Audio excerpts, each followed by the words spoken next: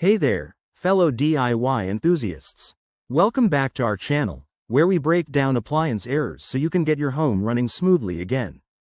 Today, we're diving into the Kenmore washer error code F21 for 2025 models. If you've seen this code flashing on your machine, don't panic. It's a common issue that usually means your washer is having trouble draining water. Let's break this down step by step so you can troubleshoot and fix it yourself. First off, what exactly is error code F21? In Kenmore washers, this code indicates that the drain cycle is taking too long, often more than 8 minutes.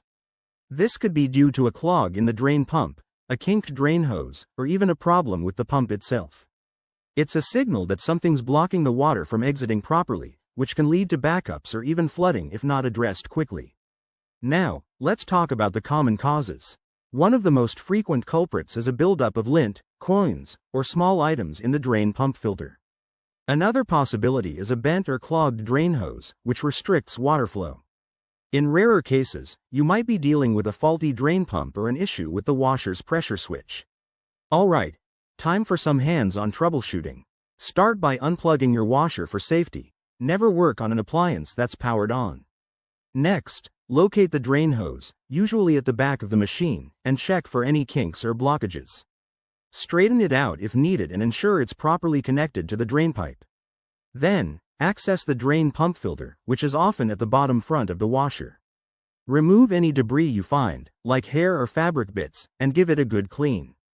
If that doesn't resolve the issue, you might need to run a drain cycle manually or test the pump with a multimeter if you're comfortable with that. Remember, if your washer is still under warranty, contact Kenmore support before attempting more advanced repairs. In conclusion, fixing error code F21 is often as simple as a quick clean, but if you're unsure or the problem persists, it's best to call a professional to avoid further damage.